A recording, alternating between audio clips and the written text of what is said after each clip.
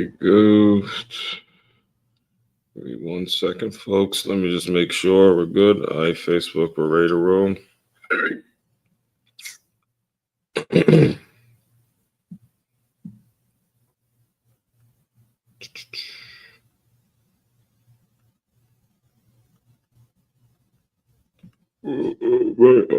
All right. And I gotta tell you, I just love the new format of this show. Used to be very structured, but now it's very authentic. So, all right, folks. Used to be very structured, but now it's very authentic. So, very organic, I should say. All right, so. Good afternoon, good morning, good whatever time of day. If you're consuming this on the Move Swiftly podcast, great to have you for consuming this live, either on LinkedIn, YouTube, or Facebook. Here we go again. Another Tuesday. If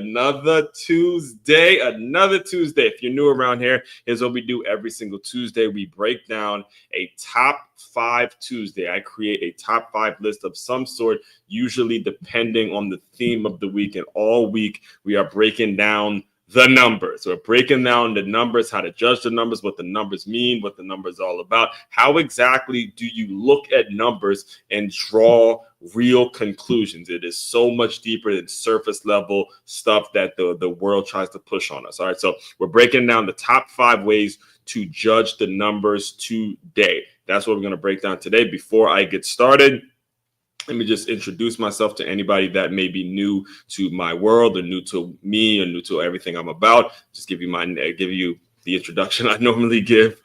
First and foremost, the name. I know it's probably difficult for most of you guys to pronounce. It is Aswan Cruikshank. I'll say it nice and slow so you guys don't mispronounce it. Aswan Cruikshank, all right? Your one and only Move Swiftly speaker, former Division I college football player, and current 5-time, soon-to-be 6-time published author and educator. What I do, what I created, what the whole Move Swiftly business is all about is taking the innovative teamwork lessons that you learn on the football field and aligning them with businesses and business owners so they have a group of employees and a staff that moves as efficiently, as eagerly, has the same exact type of passion and dedication that a championship youth or high school football team has. That is what we do. If you are interested in that kind of stuff, be sure you hit the subscribe button, hit the like button, share this out with anybody that you know may be interested in employee development. That's what it is all about here. We simply, as you see in the shirt, this isn't a shirt from my company, but I wear it because I agree with the saying: educate, empower, and commit.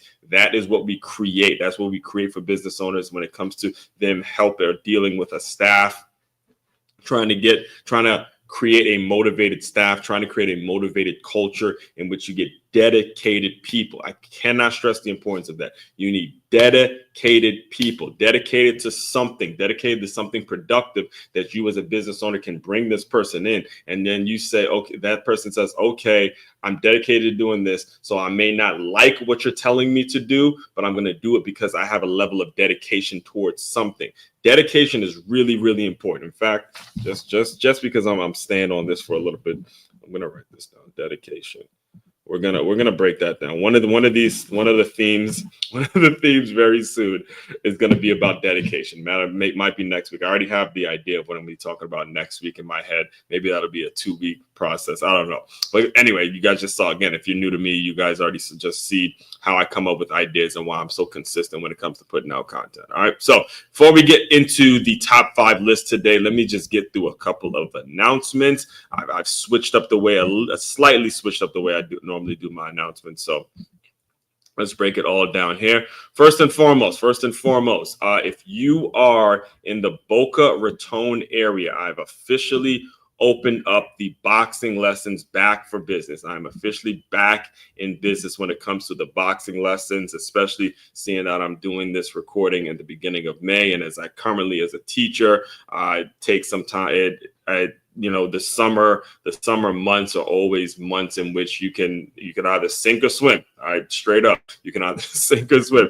You can either be that teacher that kind of takes it easy during that June, July, August, or you could be the teacher that decides to grind and put that work in. So what I've decided to do is, obviously, seeing that I'm not necessarily licensed or certified to be a teacher, I kind of just fell into it because of my books and because of my intellectual property. I have decided that I'm going to start back up doing boxing lessons for a fee. Now, it's a little different. I do free boxing lessons every 2 weeks, but this is going to be actually something that people are paying for, and this is how it's going to work. All right.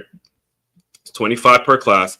I'm only taking 10 people. I'm only taking 10 people, and it will be in the Boca Raton, Florida area. This is a very specific group of people I'm looking for. It's going to be Sundays at 11 a.m., Monday 7:30, Tuesday, Monday, Wednesday, and Thursday 7:30. And it's limited, like I said, limited to 10 people per class, and corporate discounts are available. Meaning, if you're a company and you would prefer, you want to be in a situation where you want a corporate discount, I can drop from 20, if I can go from 25 to maybe a number where it's corporate, where again, that person from that company, and we have all 10 from there. So that's how it's going to work. It's very, very niche, very, very specific to companies that are committed to professional development and committed in some way. It's always going to tie in. This is actually a lesson for you business owners early. Whenever you decide to work with someone or decide to create a new project, it's always got to be about what's going to be complementary to your main thing. My main thing is employee development workshops. So if I'm going to be taking part of any project, anything I'm going to be doing, it has to be complementary towards the main goal and the main focus. That's important for you guys to understand, because as we get in alignment and as we focus and we break down the numbers today, especially today when we start breaking down the numbers, it starts from the mindset. It starts from what exactly are you paying attention to? Where are you going to be investing? What's going to be the value? What's going to be the opportunity? All of that stuff plays a role, and you got to know it. Don't just simply do shit to do shit.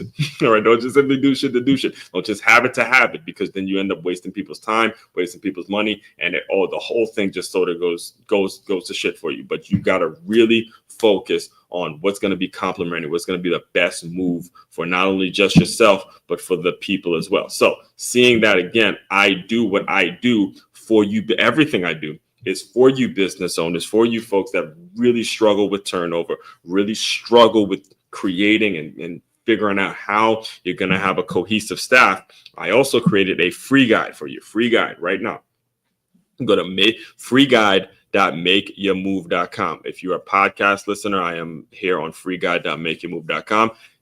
Just like it says on the website, maintain a cohesive staff. Get my free guide right here. It makes it really easy for you. Simply put your information in and you will get a free guide. Now, also with the Boxing Theme Fitness, that all you got to do, you don't have to pay. You have to pay the money until after the class, by the way. So I forgot to mention that.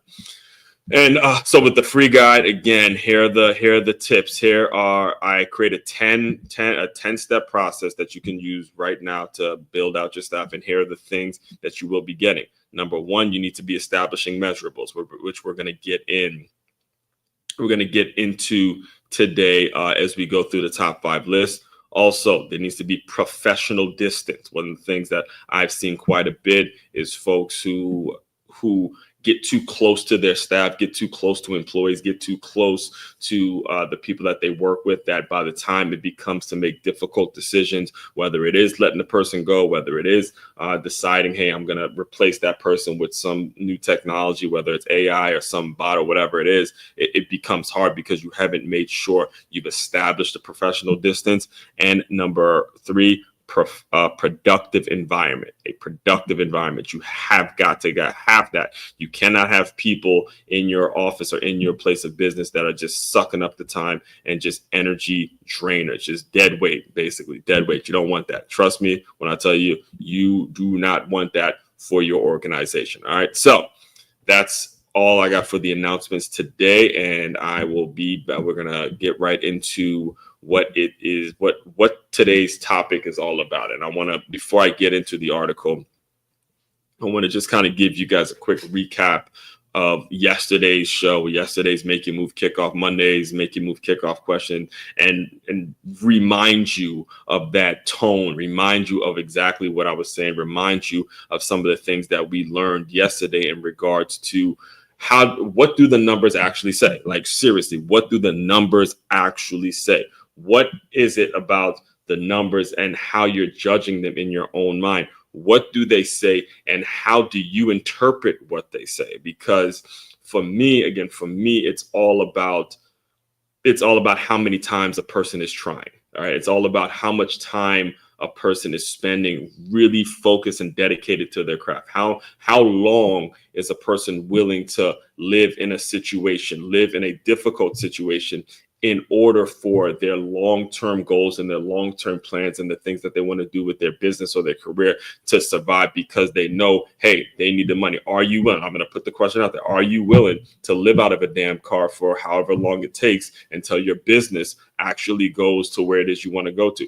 That has to be, these are the questions that you need to be asking yourself. And when you ask yourself the numbers, all right, the numbers, it's about how much are you willing to sacrifice? How much? That's how you really judge the numbers. And that's what we got into.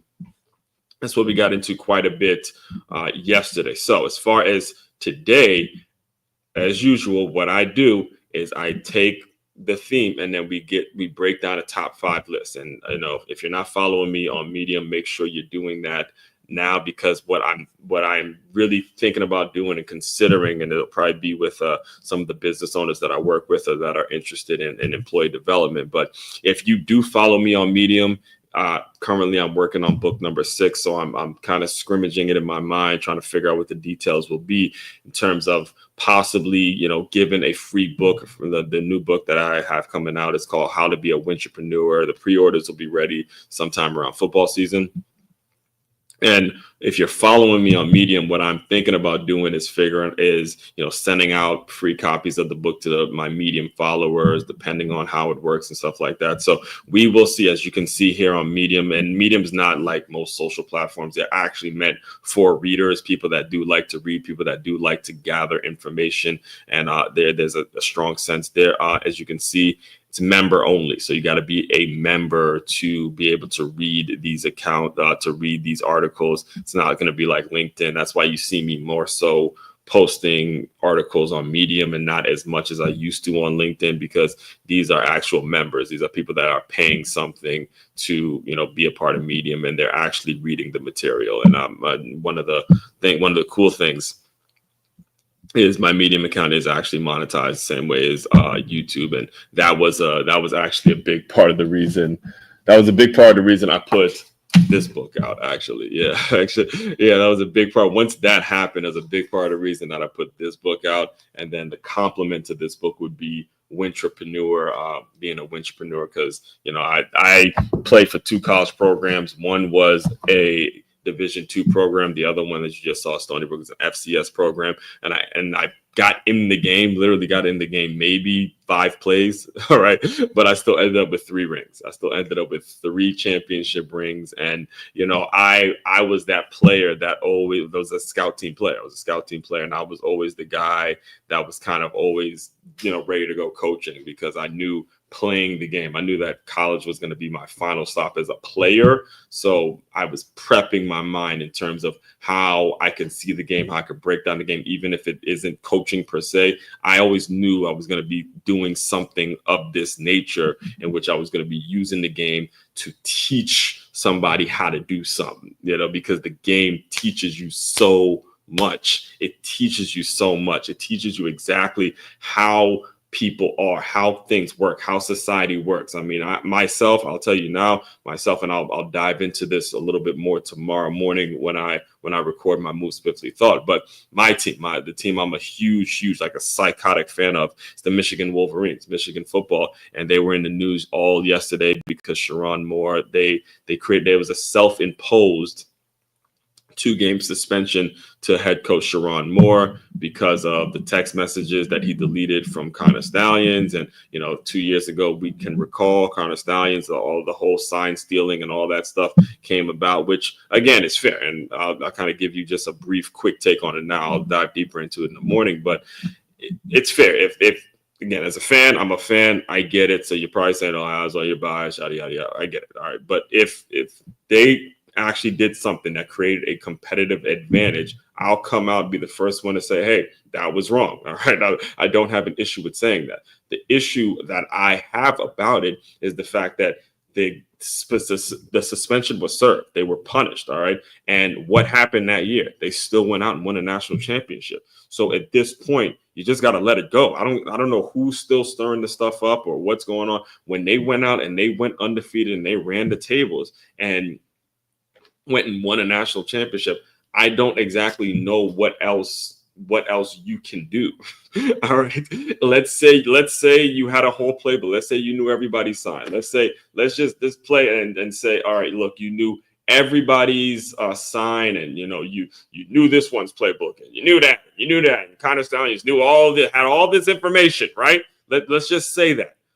You still got to go play the game, man. You still got to go play the game. And that's what they did. That's what they proved. That's why their championship, the Michigan Wolverines championship, is a very significant one for the game of college football. And again, I'm not just saying that because Ohio State won it this year. Ohio State's was significant too. I will give them 1,000% credit, because when we beat them in the final game, they could have folded. They could have easily folded, gave up on the season, but they didn't. They showed some toughness. They showed some resiliency, and they went out and ran the tables. I got to respect that. As a Michigan fan, hey, I got to respect that. The same way you got to respect the fact that Michigan won a national championship when they were dealing with all of the scrutiny that the world was giving them. All right. That's the truth about it. And that is actually very relatable to what exactly we're going to discuss today in terms of judging the numbers. Measure a person and people based on their character and how exactly they respond during tough times. This bullshit ban that they given Sherrone Moore, again, I calling it bullshit only because the situation happened 2 years ago, and we saw that, hey, even without the coach, you can still win games. Even without the coach, there's still people showing up, busting their ass, and winning games. All of this is just the university trying to save face. All of this is the university trying to avoid PR or avoid bad PR. All of this is the governing bodies, the NCAA, and all the powers that be. They're trying to avoid bad public relations and stuff like that, which again, that's fair, and that's what them doing what they got to do. But when you talk about football organizations, what these men do, whether I'm not just talking about players, but what these men do, from the coaching to the players to the equipment managers to the team managers to the athletic trainers, the people that put their blood, sweat, and tears into the program. When it comes to what they do, it's such a rock solid bond that you will never, no politics and no PR is going to stop that. All right. And that's kind of what I got to say. That's my quick take. But tomorrow morning, I'm going to have a whole lot more to talk about when it comes to that. So let's get to the article before I get too off topic here. So the 5 smartest ways to judge the numbers. All right. As you can see, if you're watching this via video, the book that has been mentioned, in fact, probably more times than my own book on this very show, Robert Kiyosaki, Rich Dad, Poor Dad, headlines this because of everything. I mean, when it comes to judging numbers and looking at numbers from a standpoint of what they're actually saying, Robert Kiyosaki has done, in my opinion, the best job for me in terms of all the financial education and the financial literacy the attempts and the things that I've gone out of my way to do to become a lot more financially literate and responsible and things of that nature. Robert Kiyosaki is the first person I heard or introduced me to this concept of putting every single single cent you have into assets. Okay. Really asking yourself what an asset is, first of all, and then putting every penny into it, because that is something, I mean, if you can take anything away, it's figuring out what's the asset in your life and what's the liability. Where's my money going? Is it going into these liabilities, or is it going into these assets? If it's going into the assets, hey, all it takes is meeting the right people, you two connecting, or you and this person really figuring out how to create win-win opportunities, and that will work itself out over time. Versus if it's a liability, your ass is grass. I'm stealing a quote from my mother. My beautiful mother, Ms. Deborah Cruikshank, would tell me that all the time. That was one of her main quotes. She goes, "Your ass is grass." So when it comes to your money and where you putting your money, if all of your shit is going into liabilities, I'm gonna say it again. Your ass is grass, and I'm gonna leave it at that. You got a motherfucking problem because this artificial intelligence, AI, all that stuff coming.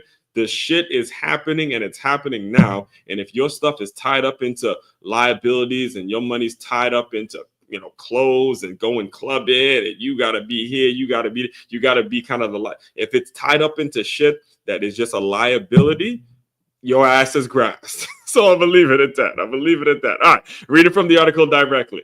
Top 5 smartest ways to judge the numbers. All right, so here we go. We started the week with a heavy question from Make It Move Monday. What do the numbers say? If you caught that kickoff, then by now you've hopefully been spinning your wheels, asking yourself, how am I judging the numbers presented to me? Or better yet, am I even around people who are teaching me how to judge numbers the right way to get the life I want? Say that one again. This is important for you to hear. For the people in the back. Okay? It says, am I even around people who are teaching me how to judge numbers the right way to get the life I want? Bang, bang, chickadee bang, bang, bang, bang. Hit you. Boom, baya chaka. The life I want. You got to know the life you want. You got to know the life you want and then attract the right people. And then you're going to be able to figure out, okay, am I putting myself in a situation in which my money is leading towards the life I want? But you have to figure out what the hell kind of life you want. And you need to have those answers on your own. You need to have that answer before you start doing shit for other people, before you start running into other folks and then trying to, mosey up and work with other people. You need to have the answer of the life you want before you run into other folks. That is incredibly important for you to understand. All right. A lot of people don't get that. You miss that. You start running into folks and then you start, living your life for them and doing what you got to do for them. But shit, you don't even know what the hell it is you want. You don't even know what's on your heart and what you desire, what you're trying to get out of life. You haven't made those sacrifices yet. So it's important that you got to know the life you want. What is it? All right. Back to the article. So that's a critical distinction. As you can see, I wrote this.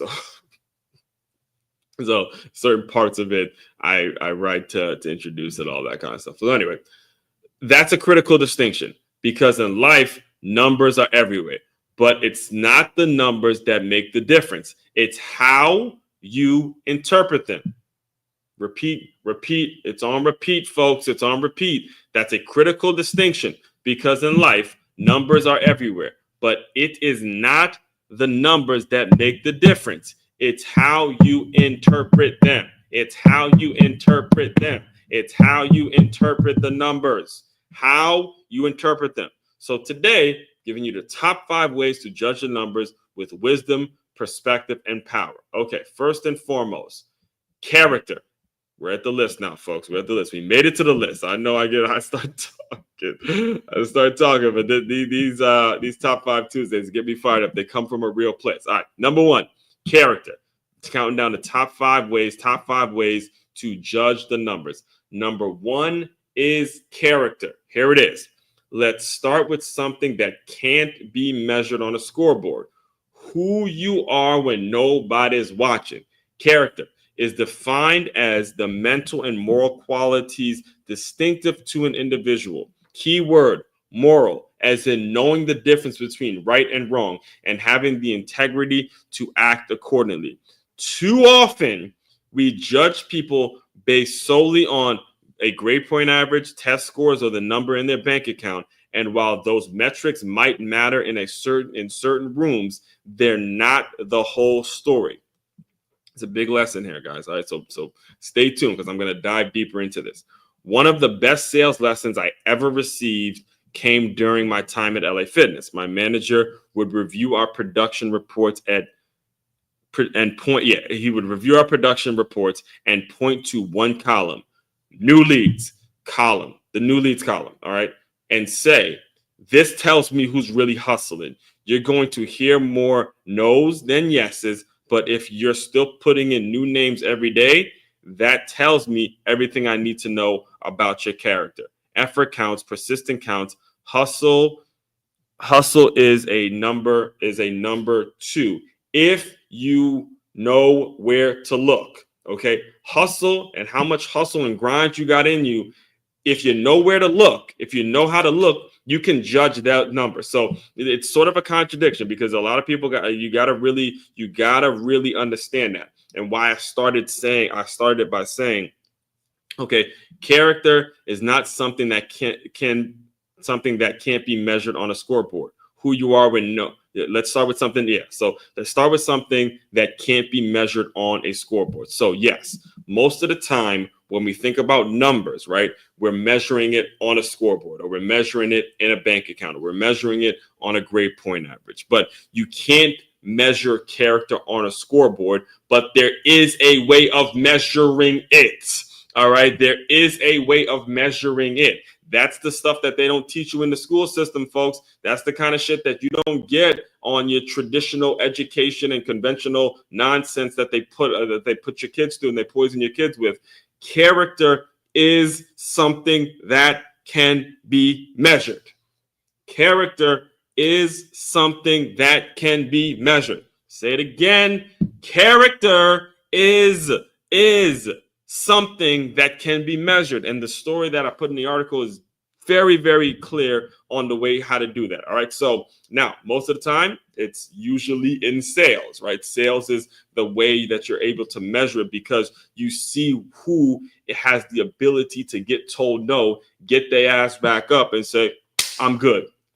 Keep telling me no. And I'm going to just keep figuring out stuff along the way. Figure out why they told me no. Figure out what it is I need to do better. Take some damn accountability for what the hell it is you want to do. You know, in fact, this morning I was listening to Nick Saban, and he was presenting Donald Trump to he gave the commencement. So President Donald Trump gave the commencement speech at the University of Alabama, and Nick Saban introduced him. And Nick Saban said something that he has repeated from day one, from the day 17 years ago when he took the job at Alabama. He says, you got to be responsible for your own self-determination. You got to be responsible for your own self-determination. So if you have some determination and you walk in, especially if you're talking in the football context, if you're talking about an Alabama football player, they're walking in oozing with confidence and saying that I'm going to be the best and I'm this and I'm that and I'm that. You got to be responsible for it. So when he asks you to get your ass up and run these hills and run these wind sprints and be first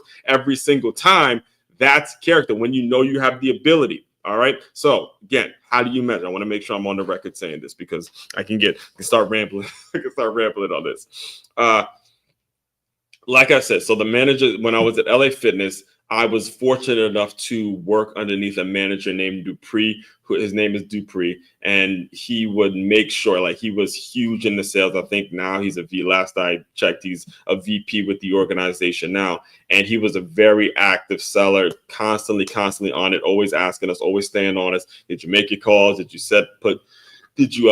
make your calls and set appointments for tomorrow? All that kind of stuff, right? So when he had us in a meeting, it was like a quick meeting where every single day, and I'd watch people like that. It's always been a habit of mine to watch folks who have done it before and watch folks who are walking around that just got it, can go out, sell, do their thing, right? So what I used to do, or what happened, was he would print out the production report, and he had us all sitting down at a table. And as he's going through the numbers and he looks, okay, this is how many sales you made. This is the percentage of closing rates. This is percentage of this, percentage of that. And then he looks at it and goes, okay, look, this is how I'm going to know who's hustling. This is how I'm going to know who's really hustling. If these new leads column right here, these new leads, if this doesn't go up and these percentages aren't changing, that means your ass is just sitting around hoping people sign up. That's how you measure character, because we know going in, you're going to get told no way more often than you're going to get told yes, because this is the gym people that are signing up. 98% of the world doesn't work out, right? And then part of the percentage that does work out, they found, like a situation that I showed you here, they found like a trainer like me, someone like a boxing trainer like me, that they could do it with a friend or group, and they do their workout there. So instead of signing up to a gym, they would prefer to be involved with something like this. So that percentage that actually does work out, there's probably someone like me who's taking members or taking potential members from an LA Fitness or from an entity like that. So if you were like me at one point, your job depended on selling memberships at LA Fitness, okay, we got to know if you hustling, because if you're not putting in 10, 15, probably 40 leads in here, then you don't have a chance of anyone telling you yes. So the character to keep going when you the likelihood of you being told no is very, very high. That is how you measure character. Can you keep going when it doesn't? It's a struggle. All right. So that's number one. Number one is character. All right. Let's get to number two. Logic. We touched on this a little bit yesterday. When I was talking to you about Mike Hibbs and what he's all about, and how that was actually a shock, because he's a critical thinker and real philosopher type person. You never know if they like math or like mathematicians and stuff like that. But logic is incredibly important. And I'm going to read directly from the article now. So logic here, reading it directly, podcast listeners, so tune in. Logic. This is where I'll be honest. Logic wasn't always my strong suit. I'm a dreamer. And I'm a dreamer, an entrepreneur, a visionary, and sometimes I need to be reined in. All right. Thankfully, I've surrounded myself with logical minds. My father runs his own architecture firm. I'm dating an accountant, and I recently interviewed an engineer on my show who said something that stuck with me. He said, I'm quoting him directly here. He said, if I'm even, now he's an engineer, the person's an engineer, spent time as an engineer. I don't have time to go back and look at the episode now, but it's there. And by the way, if you haven't yet, make sure you subscribe and like, share, and all that kind of stuff, because new stuff comes out every single day. So the engineer, he said, if I'm even 1 inch off of my calculations while designing a bridge, the whole thing could collapse and people die. I want that to sit with you. I'm going to repeat it very calmly in case you missed it. Said, this is an engineer talking to me directly on the Move Swiftly podcast, said, if I'm even 1 inch off in my calculations while designing a bridge, the whole thing could collapse and people could die.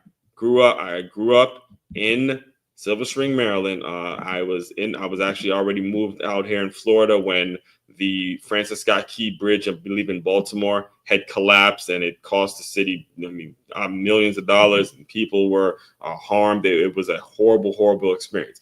This is what he's referring to. All right, he wasn't referring to that situation specifically, but I think around that, I want to say we actually did the interview around that time, if I'm not mistaken. But when he said that, it's important that you understand that why number two is logic, why numbers matter, is because you can be involved in something that's heavily math related. And if you don't have actual measurables and actual specific measurables about how big something could be, and it has to be on the inch to the inch, people can die. And that is something that is absolutely horrendous. And we do not want that. So let that sit with you. In certain roles, and reading directly from the articles, folks. All right. In certain roles, engineers, doctors, coders, designers, precision isn't optional. It's life or death. So when you're judging numbers, use logic. Ask yourself, does this add up? Is there structure behind this vision? Am I building something solid, or am I just selling smoke? Huge one. Because as entrepreneurs, we have a habit of doing this, right? We lie to ourselves all the time. We tell ourselves this can happen, that can happen, and we put together a great vision and a great plan and a great thing that we want to do in the long term. But logically, how you're going to get there, that's where, like I said, you need to be reined in. You need to be around folks that can get you to see something from a logical perspective. A doctor, an engineer, an accountant, One of the reasons that my father loves architecture so much, I remember asking him what got him into architecture. And he would tell me, because he loved the math. That when you think about being a designer and designing something on designing whatever it is you're going to design for a building, all of these measurements have to be very on point, very precise in your measurements. So the logic component of this, the logic component of this is very, very important in terms of top 5 ways. By the way, top 5 ways, judging the numbers, top 5 ways on how to judge the numbers. So logic is number 2. Number 3, very self-explanatory, ability. Is your ass good enough? This is why. Listen to me, man. This is why. So I coached high school for 2 seasons, right? And shout out to Deshaun Anderson. He was the head coach. He was the head coach when I was there, Blake High School in Silver Spring, Maryland. And he spent a lot of time as a track coach, and he would made a point to tell the boys all the time, track is a part of the football program. He made it. It was a requirement that all the players actually ran track. And one of the things, and I would obviously be involved a little bit and, head to the meets when I can and all that kind of stuff. This track is during this time of year in the spring. So one of the things about track, and actually even now, myself as a runner, and I still compete in 5Ks, 10K. I do still plan on running a marathon, but as you know, life gets in the way and all that. But again, the plan is to run an actual marathon at some point very, very, very, very, very soon. But even in situations like that, it's, can you do it or can you not? Straight up, can you make your 100-meter in whatever seconds it is, or can you make the 800-meter in whatever the time frame is? Do you have the ability to do it or not? Straight up, it's either you got it or you don't. It's either you got it or you don't. It's either you're good enough or you're not.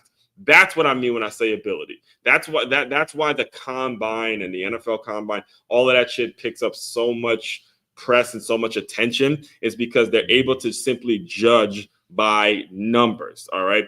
They're able to measure a 40 time and say, okay, we can put this person in certain packages because he's fast enough to execute whatever plan it is we have. This person benched 40 reps on the bench press.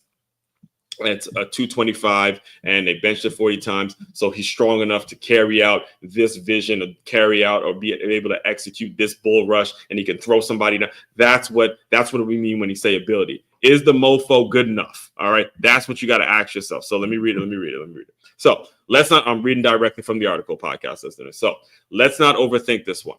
Can they do the job or not? No fluff, no hype, no PR team spinning the story. Perfect example, the 2025 NFL draft. Shedeur Sanders dominated the media, had impressive personal stats, and brought headlines wherever he went. But the win-loss record, not good. His bowl game performance, subpar, and that's being nice. He looked like ass during that game against BYU. And when it came time to show and prove at the NFL Combine, he didn't compete. He didn't even show up. Meanwhile, the other QBs who did compete got picked higher, and rightfully so. The numbers don't lie. When it comes to actual performance, ability still matters. Right here should answer all the questions, right, that you may have had about Shedeur Sanders and why he slipped to the 5th round. All right. When it comes to how if you're that type of pick, if you're a pick that they obviously don't see as somebody that's starting right away, your ass needed to be competing in the combine. You don't get to go with your hat backwards, give an interview, and just walk around like you just established. No. Again, if you want to have your hat backwards, have your hat backwards, but get your ass out there and compete, do something. Because you're not being graded out as the guy that can come in and start day one. So go and compete, because we need to see what you actually have the ability to do. Granted, when it comes to your win-loss record and where you played and your personal stats at Colorado, all of that very impressive and very much talented, but the combine is an opportunity to put some numbers out there that actually can show, do you have the ability to do something or do the things that we're asking of you? That's what happened. And that is true in every industry and everything you do is you got to prove yourself. You got to actually have some numbers attached to your ability to do something. If you don't have that, you're just talking. You're just fucking talking, man. Ain't nobody trying to hear that. After a while, it's just like, look, you just fucking talking, right? Talk is cheap. Talk is cheap. All right, let's go to the next one. Because I'm getting fired up, and I'm working towards keeping those 45 minutes. So number 4, count down. Top 5 ways to judge the numbers. Top 5 ways to judge the numbers. Number 4, value, folks, value. This is one of my favorite measures of success because it separates the flashy from the foundational, okay? Want to know how someone really thinks, watch how they spend their money, all right? And we touched on this at the beginning, so I'll kind of skim through this a little bit because we talked about it at the beginning. I always recommend Rich Dad, Poor Dad by Robert Kiyosaki for this exact reason. He teaches that it's not about how much money you have, it's about how you use it. Assets make your money long-term. Liabilities drain it. So when judging someone's numbers, go deeper than the surface. Are they building wealth or just buying distractions? Real value is measured by long-term impact, not short-term clout. That one is absolutely self-explanatory. Absolutely self-explanatory. That you gotta get a hold of that. And I know it's a lot easier said than done because if you have a certain number, you see a nice, cool thing, you want to buy it, and you feel like, hey, look, I earned my money. I'm going to go spend it on this and spend it on that. But you gotta be disciplined. This all requires a great deal of discipline, and you gotta know exactly what it is you want to do. So that dictates the value that you actually see in something. All right. That's going to dictate the mindset that you create, the way you condition your mind before you go out to the store or whatever it is in the marketplace. That's going to dictate, okay, is this thing actually going to be valuable? The reason I recently bought a new car in December was because for me personally, I wanted to get back into being in a hybrid. I know the amount of times I drive. I know how much I actually use my car every single day. And the fact that all the Camrys from here on out, 2025 and beyond, are going to be hybrid, I'm like, okay, that's a value. That's a value. It wasn't about the shiny, how cool and nice the car looks. It was all about the value it was going to create day to day. Versus what I had before, which was an all-gas Corolla that I had run out of the warranty and the 2-year window where they, do all the oil changes and stuff like that. All that stuff had ran out. So if anything went wrong with that particular car, it was coming out of pocket. So again, with this car, I have the peace of mind knowing how much I actually use it. That's what I mean when I say value. And it can happen. I don't recommend everyone just do it. I don't recommend everyone just go buy a new car. But when you think about the value, you got to think about the value based on your lifestyle and based on how you live your life and what it is you plan on doing.